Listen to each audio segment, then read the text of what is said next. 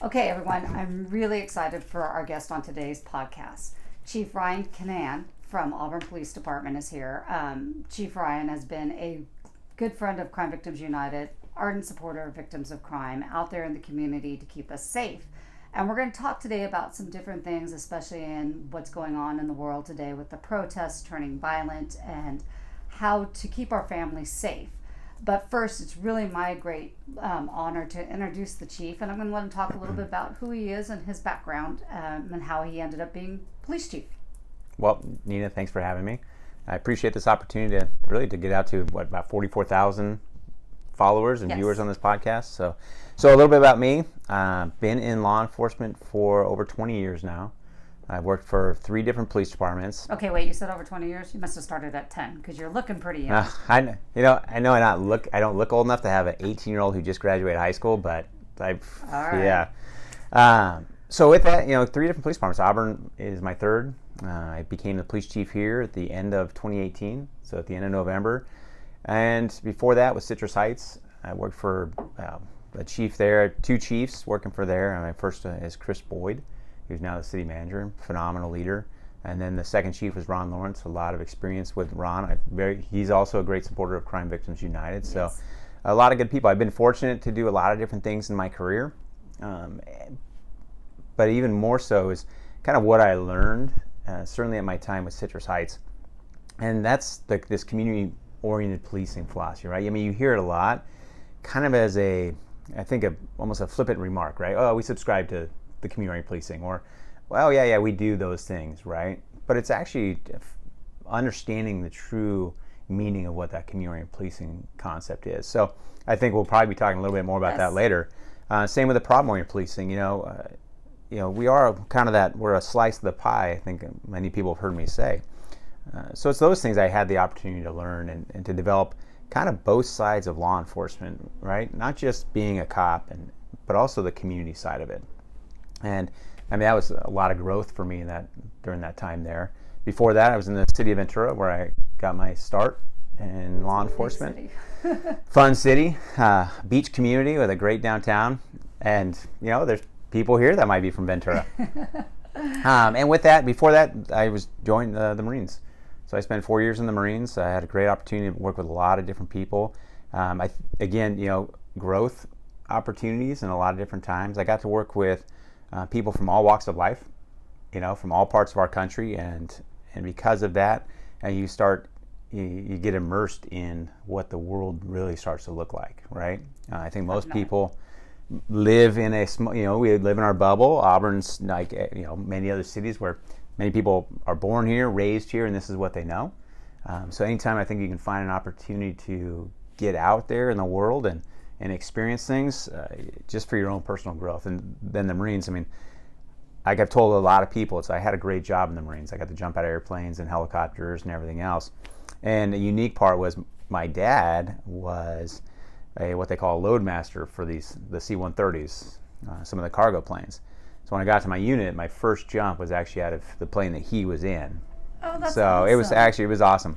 That's very cool. But after that, they said, you two can't be in the same plane together. So they would always come down. When his unit came down, they would always give us a couple extra airplanes to jump out. So a lot of great stuff.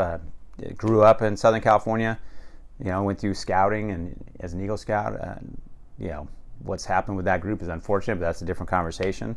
Learned a lot. And coaching sports, I loved football. Grew up doing all those different things. I coach my kids. I have 4 kids. Like I mentioned, I have an 18-year-old who's graduating. I got a 14-year-old and 12-year-old boys. And then I got a almost 10-year-old, well, she's 10 now, so 10-year-old little daughter. And I would venture to bet she runs the house. At times, yes. But she's got to hold her own. She's got 3 older brothers, so she's going to be a tough cookie. She will be a tough cookie, absolutely. So, but yeah, I mean, everything else, I think that's a lot of that. Awesome. So that's kind of me in a nutshell. People ask, why did I get into law enforcement? Kind of it's two-sided still. It's like I got out of the Marines. I didn't necessarily want the desk job that kind of was the redundant type stuff where it was the same things day in and day out. I wanted a job that was exciting, and law enforcement is an exciting job. It always has been, and it always will be. We find every day is something different. I mean, we can go to the same type of call, but you start dealing with different people who have different experiences, and just the little nuances are all different. So it makes every call, unique. And that's a great part of this job. Then there's the other side. We really get into this job to help people. It's we protect those who can't protect themselves. And right now we're going through this nationwide crisis about a lot of people who don't feel like we're protecting them. And it's unfortunate. I think law enforcement across the board, we could certainly continue to do that job to build those relationships, to connect with part of our community. And that's a big thing. It's like we truly did get into this job for that. And, like I've said a number of times recently, it's like, there is a part of our community that feels the alternative of not calling us is better than, right, or is ultimately better than calling us. And, like I've said before, I was like, I've seen that alternative, right? I mean, just same as you have. Victims. Absolutely. I mean, that's what Crime Victims United is about, right? I mean, it creates those victims. So I know, the fact that those people don't call us, right? I mean, how can we do our job well if there's a part of our community that thinks that we are part of that group? And so, but here we are. I mean, again, here I am. Auburn, and I love Auburn. It's a great community. Great community, very supportive. And there's another piece that I've told people too. It's not just are they supportive, but they're engaged, right? In the sense of they're not, not just blindly saying, "Oh, look at our police department." They're listening, they're hearing us. So when I say engaged, it's really like they want to know what's going on, and it's the accountability side of it. When I first got here, I absolutely had a lot of those questions. It's like, so how are you going to do this? And what are you doing about this? And everything else. Like, well, I'm like, it really came down to, having to build those relationships and, kind of bridge the gap of communication and really talk about what we have going on. So I think you hit on something. And I think, first of all, I want to say thank you for your service to our country and now your service to the state of California out there. My pleasure. Thank you. But I think you've hit on something really key about it being relationships. Right now, with all the tension going on, it seems like it's an us against them. Mm-hmm. And I'm hearing you say, based on your experience, and maybe this is something our listeners may not have even considered, it sounds like when we talk about community policing, it's about building relationships with the different segments of community. Am I wrong? No, you are. That's exactly it. I was having this conversation with somebody else this morning, but oftentimes, you start talking about this community policing kind of as a wheel, right? Or a pie. And the thing about law enforcement is we're a slice of that pie. I think some of our role too is kind of morphing into more of the hub, right? And I think if we look at this community policing as us being kind of the hub of it, and I say it because we are good at our job, right? We're good at, showing up and taking control and making things safe and all that stuff, arresting the bad guys and doing stuff. We're good at that. We're good at investigations and chasing bad guys. I mean, we've had some pretty critical incidents and investigations here, and we've caught these whodunit and suspects. So we're good at that, but we're not the experts in all things, and that's kind of the social services pie, right? I mean, with its homelessness, mental health, domestic violence response. I mean, all those things that's not our area of necessary of expertise when it starts coming to how do we get these people help, right? How do we get them the services they truly need? And so the thing is, but people don't know who to call. Right. And these other roles aren't necessarily the ones that make a scene safe, right? Or they're not the ones that are wearing the body armor and going into these dangerous situations. But it's having that relationship and having those people, for lack of better terms, kind of shoulder to shoulder with us, not fighting against us, but going shoulder to shoulder with us and to help those people. And so when the community calls, when they don't know who else to call, they call us, right? I mean, that's just the way it is. Even when they call these other groups, oftentimes they will defer to us. And that's how the system should work. But then as soon as we go in there, we make that scene safe, then the community, we need those advocates, right? We need those other individuals. We need the experts in these different areas to come in with us and to provide those services to get that person help. And when we start trying to solve these problems on our own, you're right, that it'll never work. Homelessness, is certainly in our community is a hot topic. Homelessness in itself is not a crime. I've said that at all my meetings. It is not a crime to be homeless. It is absolutely, if you choose to do that, so be it. But sometimes what it's associated with and creates is crimes, right? However slight, however minor, but it affects everybody different. And whether it's affecting that individual themselves or it's affecting a business owner, they have a right too, residents, and it's those things all play a role. And so it's, again, the education side of it, but bringing in those experts that can help this individual. If they want resources, then get them, right? Help them do that. We, in uniform, aren't necessarily going to be the ones that build the rapport with part of our community, right? Because they're not going to necessarily trust us. They're going to think we're out to get them, right? Or just take them to jail or do these things. So that's why it's the advocacy group side of it, and the experts. Perfect example is our community action team. So our community action team is just that, right? You have the law side of it. We have our code enforcement that's part of it. We have probation that's a part of it. We have health and human services that's a part of it. That's awesome. So coming in and say, okay, hey, here we are doing these things, meeting with these people, going out there, and it's going to take time to build the rapport. But we have that person from health and human services that's the expert in resources, the expert in getting these persons the next step. Sometimes it's very easy. Sometimes it's just getting a person a driver's license so they can go get a job.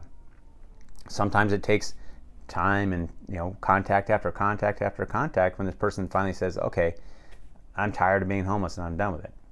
And then there's sometimes where it's like, no, I like being homeless, so this is what I choose. That's what they know. That's what they want.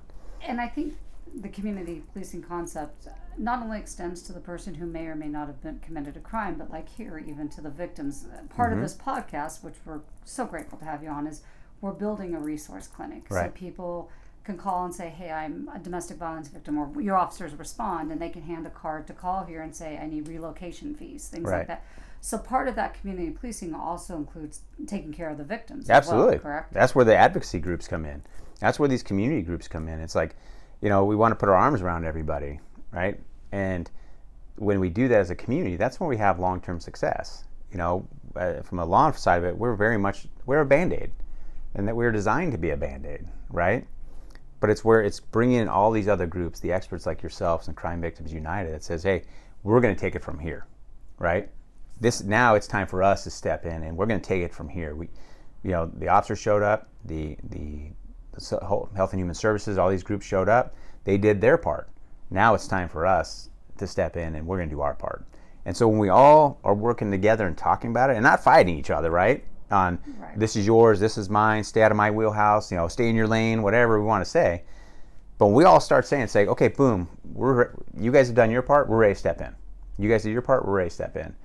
And when law, health and human services, advocacy groups, community groups, when we're all ready to sit down at that table and have this dialogue, and that's when we're going to start seeing rapid success.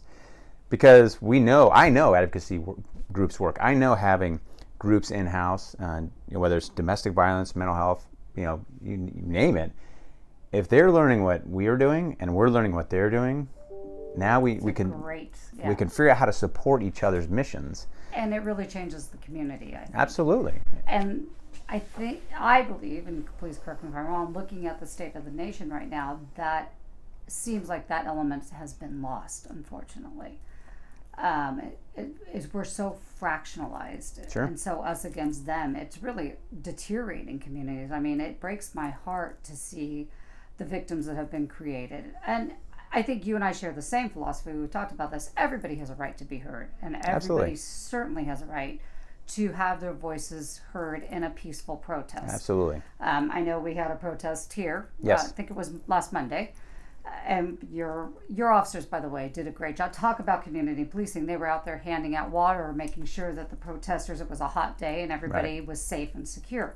But let's talk about that, because I know there's this heightened fear, having watched what's happened in Minneapolis and New York and even down in parts of California, where businesses are getting wrecked. Innocent individuals have lost their lives. I know the fear that runs through people. I've heard people say, well, we're just going to arm our house or we're going to arm our business. I have a feeling that's probably not the best response. So can you talk to us about what to do when a protest turns basically into a riot or in this fear? How do we deal with it? Yeah, and you're absolutely right. A lot of this fear is being pushed along, because I completely 100% agree. Everybody has their opportunity to their peaceful assembly. I mean, that's one of the keys to our Constitution, right? I mean, you have a right to a peaceful assembly, and fortunately for us, that's what we saw, and we've seen a series of them. I mean, it started last weekend, or 2 weekends ago, I guess. We had the one in downtown. We had the one here at the courthouse. And then recently we had the one in front of the city hall and the police department. And that's the thing, is those are perfect examples of the community coming together and to assemble and demonstrate and rally for their cause, whatever cause that is. And as a result, I mean, again, we as a police department, as your police chief here in the city of Auburn, it's my duty to make sure that everybody is kept safe. And when the fear starts about all this stuff, it's not talking about those individuals that are out there peacefully protesting. There is a criminal element to this. There are people taking advantage of these protests in a fashion that we don't want. And as a result, I mean, that's what we've seen in a lot of these other cities across the country. And we're fortunate we didn't see that. We work hard to get in front of and work with the organizers. All these organizers have been very understanding, and they understand what is the expectation of them as far as keeping it peaceful. They self-monitored their protests themselves. That's awesome. So there's a lot of that stuff, but it's my job to think of things that could go wrong, right? Right. And I think whatever group, or some people will take that stance of, well, too many police officers and everything else. Well, we didn't see too many police officers. We saw officers walking and talking with people, right? What better way for us to understand what the community is upset about than actually talking to them? Yes. And in that scenario, you tell me, why are you? What is today you're protesting? And we talked to a lot of people. Some people think I didn't talk enough, right? Or it was a PR stunt or whatever it is. You can't please everybody, and that's not going to happen. So we took a lot of steps to make sure that we had all these different precautions in place. I think at one point we even got accused of the fear mongering and pushing that to the businesses, right? At least that's what someone on Facebook said. But actually it was the total opposite. We went out to really reassure our community and our businesses that, yes, although you're hearing and reading these things on Facebook and Twitter and social media just in general, that's not what we are getting. Right? And so the goal is to reassure businesses, reassure our communities, because take away this right now, our businesses and our residents have been struggling with COVID. Yes. Right? I mean, so it's the last thing they wanted was to have property destroyed, so they're worried. And rightfully so, right? I mean, we've all seen what's happening on video. So I'll tell you, some of that fear mongering does go too far. But our goal was to reassure everybody that's not the case. But I still have to plan. But how do you protect yourself when that goes? You have to plan, right? And you have to think about, okay, again, what happens if we have a criminal element coming up here to start doing these windows? What's your escape route? Where did you park, right? Oh, that's a good thought. Never thought about because that. I mean, again, you too have to think about this stuff. It's like, well, if I have to protect or do something to protect, in this case, Old Town or downtown, yes, I have to do things, I have to take on a riot control stance. And if you get stuck in there and you're trying to escape, right, you got to have a plan. And that plan is, how do you get out, right? And it's those things is, where do you go? Where do you separate yourself from the criminal element and that protection? Sometimes the best thing to do is, to that point, is get out, right? And find a safe place, find or a safe designate place. a location in case you get separated from family Absolutely. members. Because I saw people with children at the protest, and again, great, they're teaching their children what our Constitution's about. Sure. The way I look at it, that's an interesting point. Having that plan for the what if. Right, and we all, it's great when it's a peaceful one, but again, it goes what happens when, and knowing how to get out of there. Even law enforcement. I mean, if we take up a riot stance, like our job is to protect the peaceful protesters too. And Very much so. that very well might be us actually trying to get between the group, this element, the criminal element, and those good people that are just trying to make their voices heard. So there's a lot of things that we have to do. But again, to protect yourself is you got to have an escape plan. You got to know where to go. And to your point, you got to know, if there's a rallying point that you have as a family, make sure you're aware of that. Make sure you know where to go. And it's just those types of things. It's because those could easily turn into, as we've seen, completely dangerous situations. And I would submit that once they rise to the level that we've seen often in the mainstream media lately, I think most of those good people are gone. At least the ones that started protesting. But businesses, the same thing. Have a plan, right? If and it's unfortunate boarding up windows, doing those types of things if you have to protect your livelihood and whatnot. That's an option. It's not a pretty option. Nothing about it is good. But yeah, taking those proper precautions. That's great advice, and I think it's so much better than the heightened fear advice of, people wanting to fight back, because that's just going to cause more harm, more victims, more innocent people being harmed. Yeah, and I know a lot of people. We're no different. We had a lot of people. It's like, nope, I'm going to defend. If all these rioters come up here, we're going to do this stuff. And I get the sentiment. No doubt, people have a right to defend themselves, as they should. Again, it's part of the law. But it's trying to take the precautions, right? And think ahead. Try to do all those things to avoid reaching that point. Right, the last resort, as you would say. Absolutely. So, a little tougher subject as we conclude here. You and I were talking a little bit earlier about this call right now to defund the police. Oh, yes. And again, understanding that things have happened that weren't handled correctly, and lives got lost and should not have happened. But do you think the solution is just pulling out our law enforcement from our cities and counties? Well,